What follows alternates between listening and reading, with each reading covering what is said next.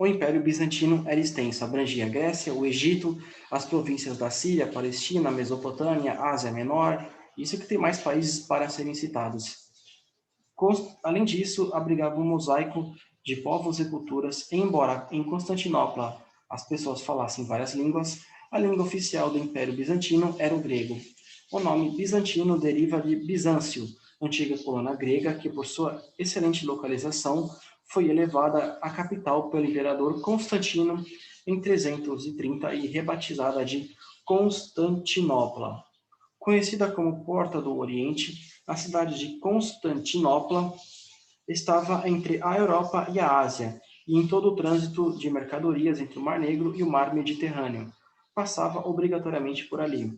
Ou seja, liga tanto a Europa com a Ásia, Mar Negro, Mar Mediterrâneo, uma localização excelente estrategicamente falando. Por isso que era capital.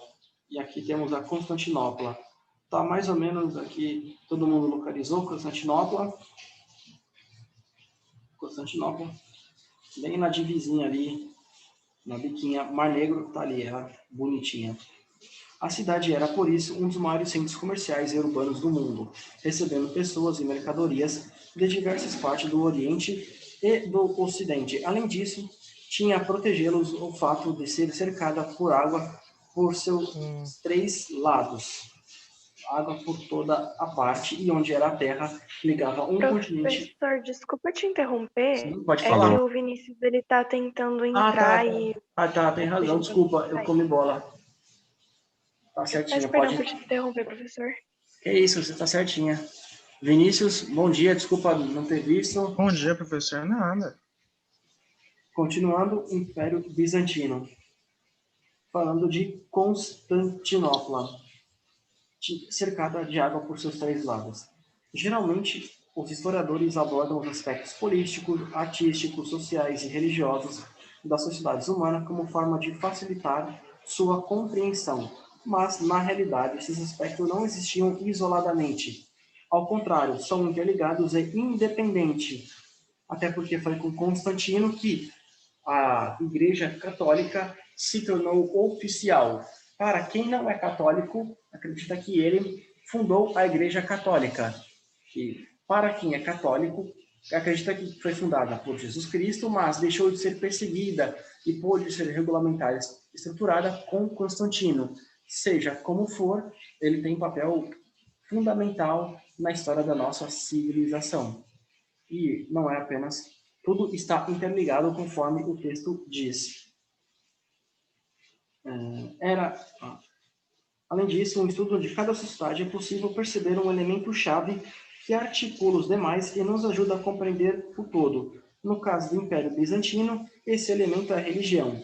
Era a religião cristã que fundamentava o poder do imperador, direcionava o dia a dia das pessoas, fornecia os temas das obras de arte e legitimava a política externa. No caso, fala a religião cristã, mas como ainda não tinham surgido as igrejas evangélicas protestantes, era a Igreja Católica, que as igrejas protestantes viriam a surgir séculos depois, com a reforma protestante proposta por Martinho Lutero, que queria reformar a igreja, e aí começou o luteranismo e outras derivações das igrejas protestantes / evangélicas. Então, no caso, era assim a Igreja Católica que se refere aqui. Hoje em dia, quando a gente fala igrejas cristãs, os cristãos estamos nos referindo às derivações protestantes evangélicas, católica e uma outra derivação que ela possui.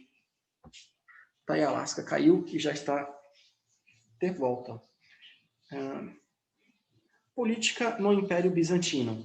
O Estado bizantino era tido como uma organização celeste na Terra, uma teocracia, do grego theo, Deus, kratos, poder, o poder de Deus. O imperador considerava-se o representante de Deus, intérprete infalível das coisas divinas e humanas, portanto, autoridade maior em assuntos terrenos e espirituais. Ele era também quem escolhia o patriarca de Constantinopla, o cargo mais alto na Igreja Bizantina e o segundo no Império. O patriarca, homem de confiança do imperador, legislava em matéria eclesiástica, religiosa e na política. Ele que fazia as leis da política e as leis religiosas. Vamos cair um raio aqui. Tá chovendo? Faz Perigo. parte. Faz parte. Mas está longe de vocês, pode ficar cegado. Mantenham-se protegidos. Com o título de Basílios, o imperador era visto por seu povo como uma divindade, uma figura sagrada separada dos demais homens. Seu poder absoluto e ilimitado fazia dele um autocrata, porque ele podia falar o que quisesse, criar a lei que quisesse, que estava valendo e era o que deveria ser seguido. O governo Justiniano. O governo do imperador Justiniano, 527 e 565, claro, depois de Cristo, foi decisivo na história do Império Bizantino. Como basileus, Justiniano esforçou-se para reunificar o Império Romano, reconquistando as terras perdidas para os germanos. Para isso, aparelhou e treinou as forças bizantinas e, após ofensivas bem-sucedidas, retomou parte do norte da África aos vândalos, a Itália, aos ostrogodos e o sul da Espanha aos visigodos, passando com isso a controlar também o mar Mediterrâneo. Para custear os gastos com essas guerras de conquista, Justiniano ordenou constantes aumentos de impostos que recaíam sobre a população. Além disso, ao cobrar imposto, a burocracia imperial empregava muitas vezes métodos violentos. Essa situação gerou descontentamento e revolta. Aqui, Basileus, em grego, aquele que possui autoridade suprema, ou seja, ele fazia as leis políticas e as leis religiosas, então ele possuía uma autoridade suprema. Itália, os habitantes da Roma antiga já chamavam a Península Itálica de Itália, já tinha esse nome, já se viam como uma unidade. Imperador Justiniano como modelo catedral da Santa Sofia nas mãos de um mosaico no século V. Ou seja, antes de se tornar imperador, ele foi um basileus, aquele que criava as leis religiosas e políticas. As conquistas bizantinas do Ocidente duraram até o século seguinte, quando os árabes dominaram quase toda a região. Século VI duraram até o século VII. A revolta de Niké. A mais popular das revoltas contra o Império Bizantino teve início em um domingo do ano de 532 no Hipódromo de Constantinopla. O estádio estava lotado e os torcedores dividiam-se entre os verdes, de tendência popular, e os azuis, de perfil aristocrático. Verdes e azuis eram, ao mesmo tempo, agremiações esportivas e partidos políticos. Alguns imperadores bizantinos se fortaleciam, estimulando a rivalidade entre os dois partidos. Outros favoreciam um deles, o que acabava gerando a revolta do preterido. Se favorecia o verde, os azuis ficam revoltados e vice-versa. Raramente os dois partidos se uniam, mas foi o que aconteceu naquele domingo em que o imperador Justiniano e sua esposa Teodora estavam no hipódromo torcendo pelos azuis.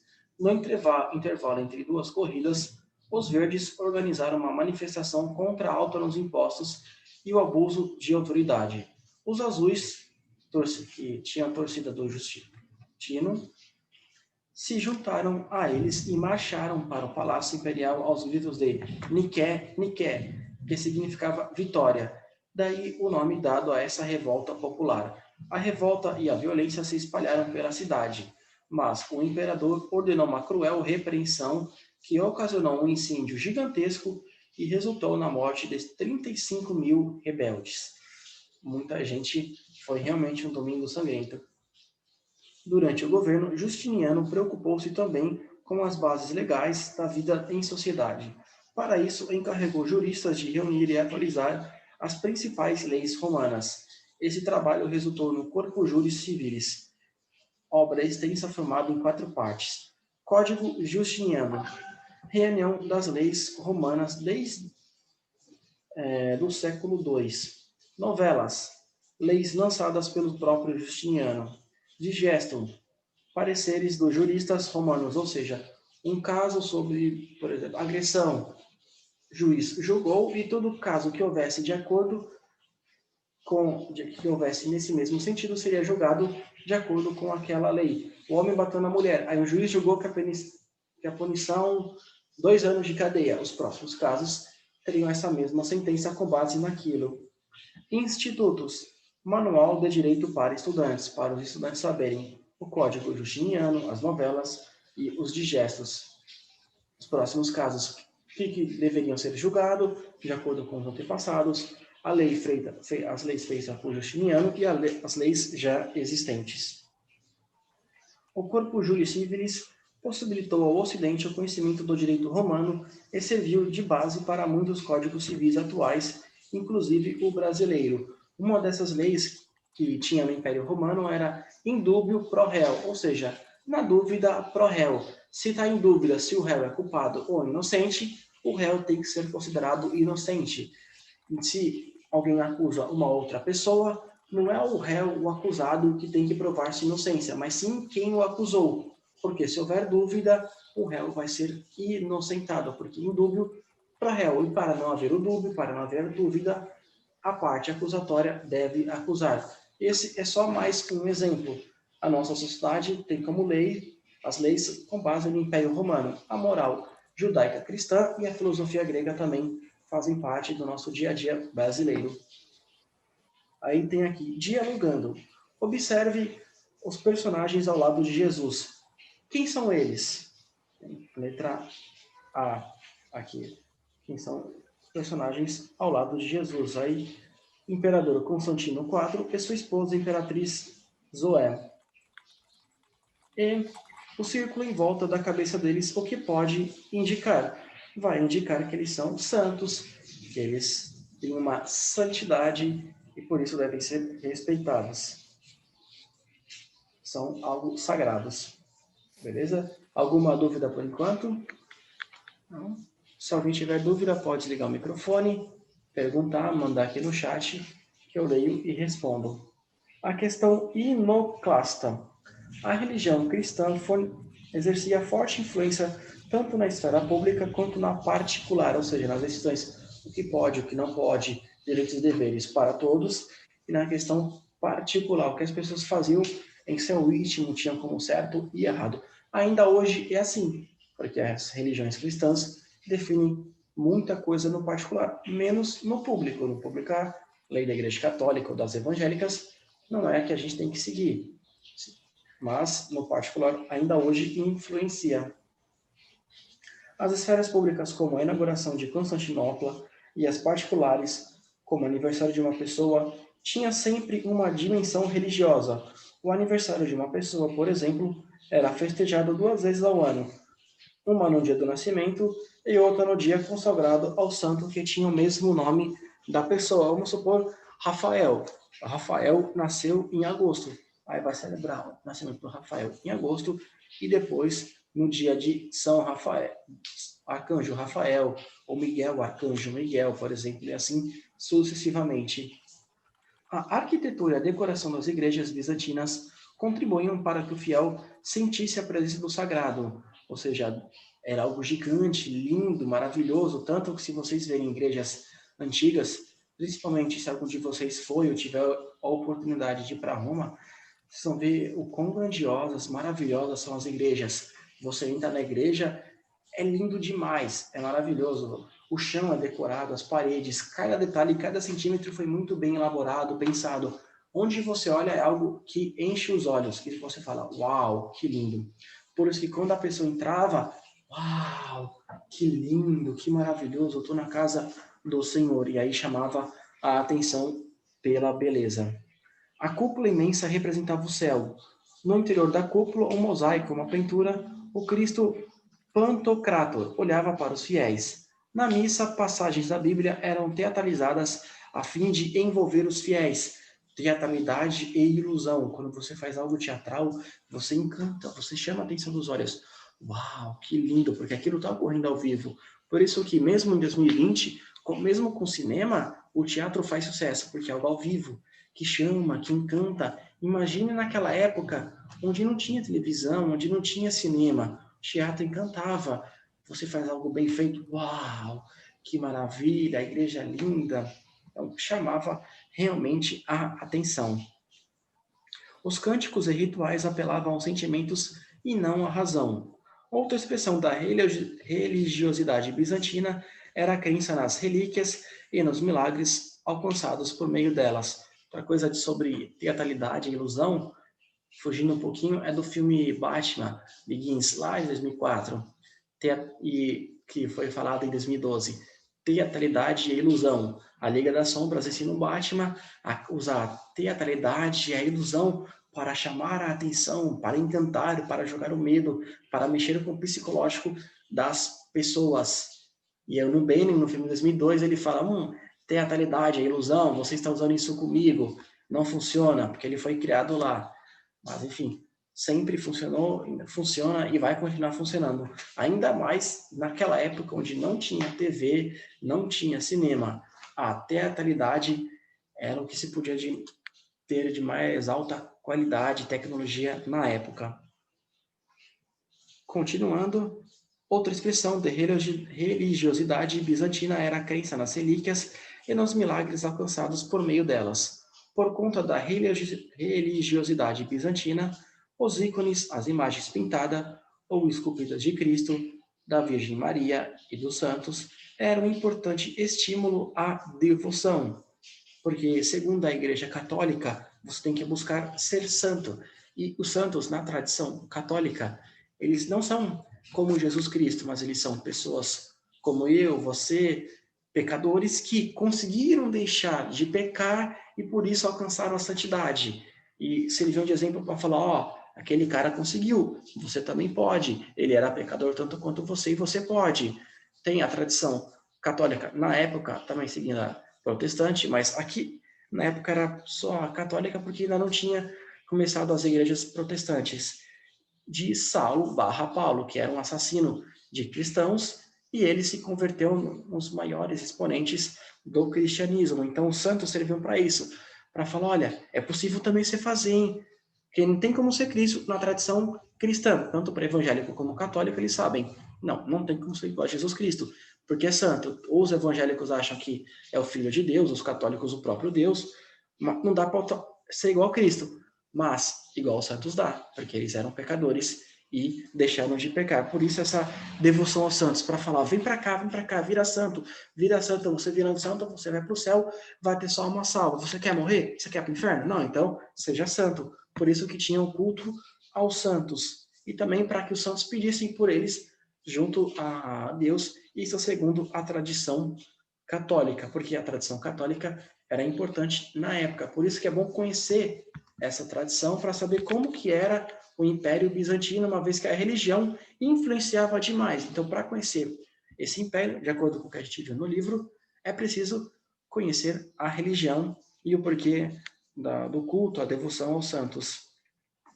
Os principais fabricantes de ícones eram monges que enriqueciam com essa atividade, que faziam os quadros, os santinhos, para que as pessoas levassem para casa e pedissem: Santo Expedito, São José, interceda por mim, interceda pela minha família junto a Deus. E aí eles ganhavam dinheiro fazendo essas esculturas, essas obras de arte. Em 726, por opção religiosa e por se opor ao crescente prestígio e riqueza dos monges, o imperador bizantino Leão VIII proibiu culto às imagens religiosas ícones e ordenou a destruição dessas imagens por todo o império. Ele pode ter feito por esse motivo, ou ele pode ter feito pela Bíblia também, que diz que não se deve adorar imagem.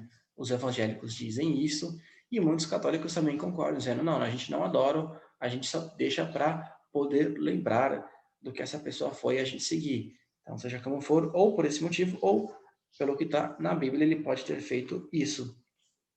A população bizantina se dividiu entre os que eram favoráveis e os que eram contrários aos ícones.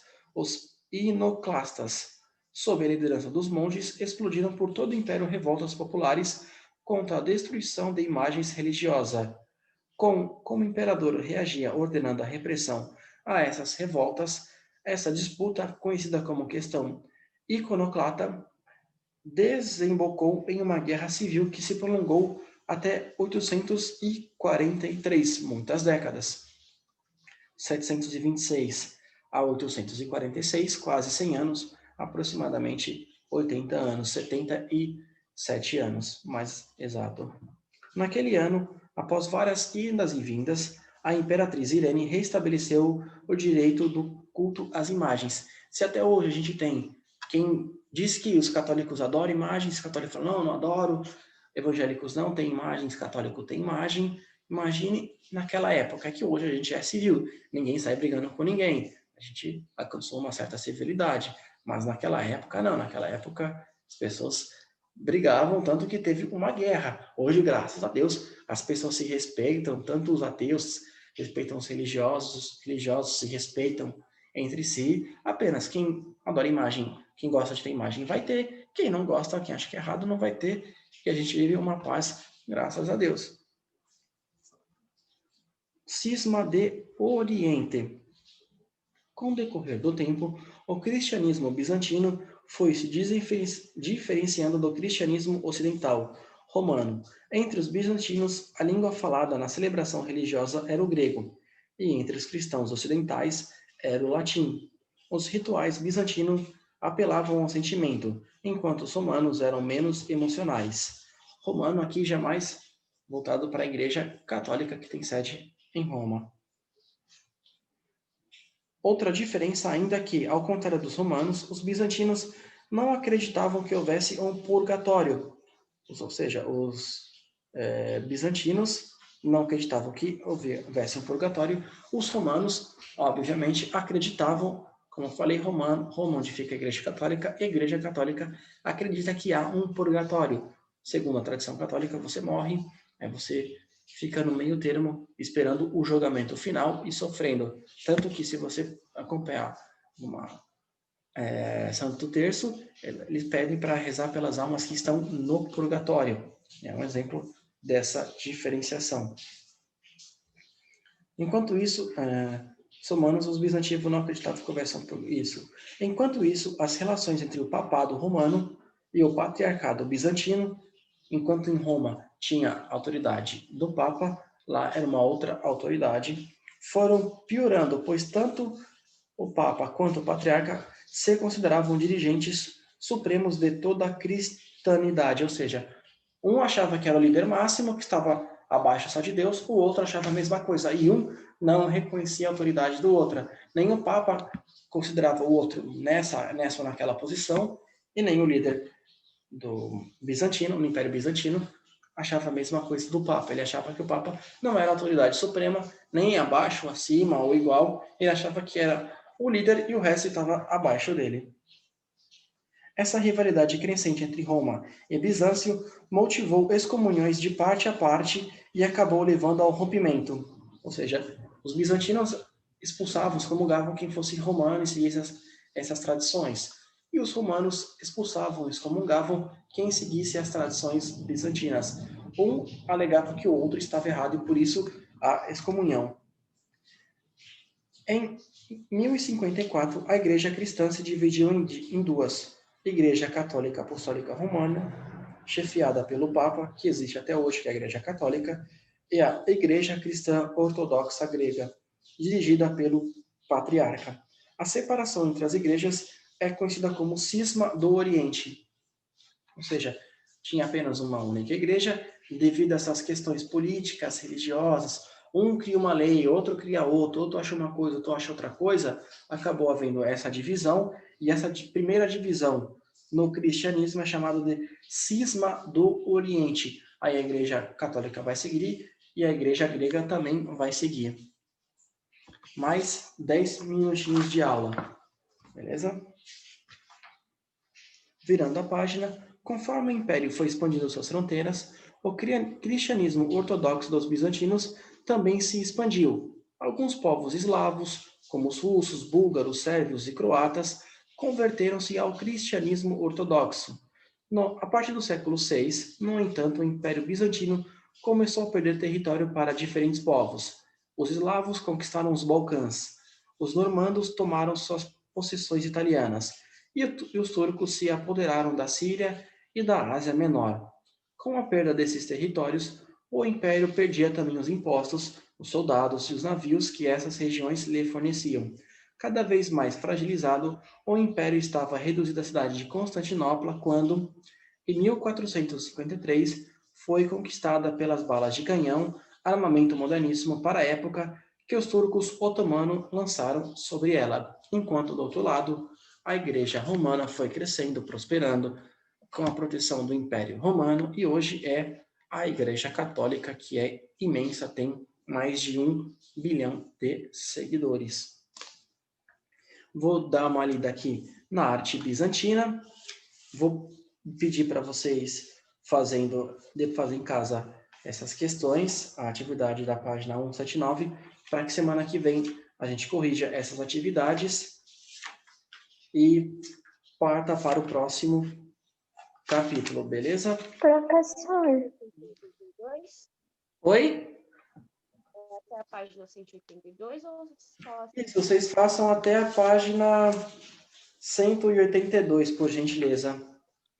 Professor, deixa eu perguntar. Sim. Depois que a live cair, vai precisar voltar? Porque quando a gente tem aula dupla, a gente só tem a primeira. Não precisa voltar, não. Como tem bom. muita questão para vocês fazerem, ainda para fazer para casa, caindo essa live não precisa voltar, não, beleza? Eu comi a bola e fazer a aula dupla e não é. Agora a Vera me orientou e eu deixei de errar. Então, caindo essa live, não precisa fazer outra. Comece fazendo os exercícios e termine em casa para que semana que vem eu comece corrigindo. Se der tempo de eu corrigir tudo, a gente avança. Se não, não tem importância, beleza? Professor, terça-feira passada eu voltei na aula por causa de um motivo. Você passou algum trabalho? Quinta, ontem? Não, terça. Terça aula comum. O trabalho que eu passei foi só nas aulas que eu teria ontem. Quinta-feira, vocês um trabalhinho de sociologia, que tá show de bola, tá maravilhoso. Tá lá no Class 1, né? Tá lá no Class 1. Foi por enquanto o único trabalho e manutenção do que a professora já havia feito. Como disse ela, manter o que ela faz até o final do ano. Ano que vem, se caso eu ficar com outra matéria, aí já é diferente. Eu vou trabalhar a minha maneira, seguindo, claro, as ordens da escola, mas adaptando de acordo com o que eu acho melhor para vocês aprenderem. Passando um trabalho aqui, acolá, uma diferenciação, beleza? Último Professor, texto. Sim, pode falar. a professora Lourdes tinha passado um trabalho para o dia 23. A gente entrega para o senhor, né? O pode trabalho. Ser, pode entregar para mim. Pelo Tá e-mail, bom, obrigada. como preferir, mantém. Tudo que ela fazia nas matérias que ela dava, mantém. Então, eu passando um ou outro trabalho, mas a prova, aí vai ser a nota de vocês, beleza? A arte bizantina. A arte bizantina absorveu elementos gregos, romanos e orientais, mas sua singularidade reside no fato de ser o primeiro estilo de arte cristã e possuir forte inspiração religiosa.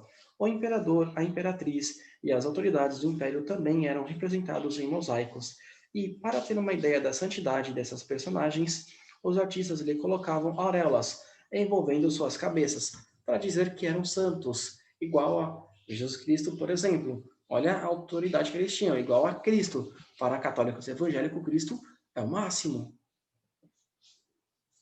Entre bizantinos, a arte do mosaico chegou a níveis de excelência. Esses não tinham apenas função decorativa, visavam, sobretudo, ensinar as pessoas que não sabiam ler, que era a maioria no Império Bizantino, passagens importantes da Bíblia. Ou seja, eu sei ler, eu estou ensinando a parte correta da Bíblia. Eu sou autoridade, vocês dependem de mim. No campo da arte, ainda merece atenção a arquitetura, cujo exemplo mais bem acabado é a Basílica de Santa Sofia, Igreja da Sagrada Sabedoria ou Hagia Sophia, uma construção grega e ao mesmo tempo oriental que podemos ver nas imagens a seguir. Temos duas imagens. À esquerda, a vista externa, e à direita, a vista interna da Basílica de Santa Sofia em Istambul, hoje Turquia. Construída entre 1532 e 537, 5 anos, Santa Sofia possui uma cúpula com 32 metros de diâmetro e 60 metros de altura, que dá a impressão de estar suspensa no ar. Sua decoração interna foi feita em mosaico, habilidosa junção de pequenos pedaços de pedra ou vidro com cores vivas que dá a ideia de profundidade. As 4 colunas externas, minaretes, foram acrescentadas posteriormente, quando os turcos muçulmanos dominaram Constantinopla em 1492. Em 1935, a basílica foi transformada em um museu. Só para terminar, olha como é lindo realmente. Por fora, maravilhoso. Parece realmente que ela está flutuando. Aí tem esses 2 algos imensos, dá uma impressão que tem como se fosse uma madeira, assim, uma harpa, uma lança protegendo. As águas colocaram para chamar atenção, para bater foto, as árvores. E aí, olhando na parte interna, a gente percebe aquilo que eu tinha falado. Tudo é muito bem caprichado. Olha o tamanho das pessoas, olha o tamanho da igreja. Tudo, se você olhar desde o chão até o alto, é muito bem caprichado. Janelas, as cores vivas, não são cores fúnebres, cores claras, que dão a impressão de ser algo maravilhoso. Tenho certeza que eu, vocês, qualquer um de nós indo lá, vai se impressionar com a beleza que é esta basílica. Por isso que ela é preservada para atrair turista, claro, para ir para o país, gastar dinheiro, movimentar a economia, e os turistas vão porque é algo que realmente chama a atenção, algo lindo, maravilhoso. Alguém ficou com alguma dúvida por enquanto? Não? Nenhuma. Então, eu vou terminando essa live. Vocês usem o espaço que seria da próxima aula para começar fazendo essas atividades. Semana que vem eu corrijo. Vou começar a corrigir, porque eu não sei se vai dar tempo de corrigir tudo.